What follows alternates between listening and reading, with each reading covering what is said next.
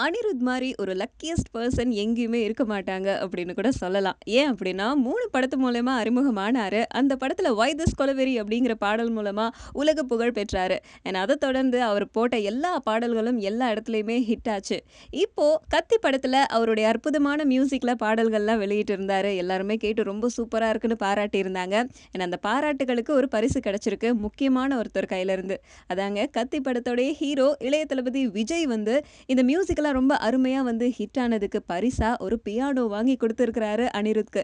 இத தொடர்ந்து அனிருத் என்ன சொல்றாரு அப்படின்னு கேட்டா, "கத்தி படத்துடைய வெற்றியே எனக்கு ஒரு மிகப்பெரிய பரிசு. இப்போ அந்த வெற்றிக்கு 2வது பரிசா எனக்கு கிடைச்சிருக்கிறது இந்த பியானோ" அப்படின்னு சொல்லியிருக்காரு. தன்னுடைய சோஷியல் மீடியாவுல, "விஜய் அண்ணா வாங்கி கொடுத்த பியானோ எனக்கு ரொம்ப பிடிச்சிருக்கு. ரொம்ப அழகா இருக்கு. எனக்கு கத்தி படத்துடைய வெற்றிய தொடர்ந்து கிடைச்ச 2வது பரிசு தான் இந்த பியானோ" அப்படின்னு சொல்லியிருக்காரு.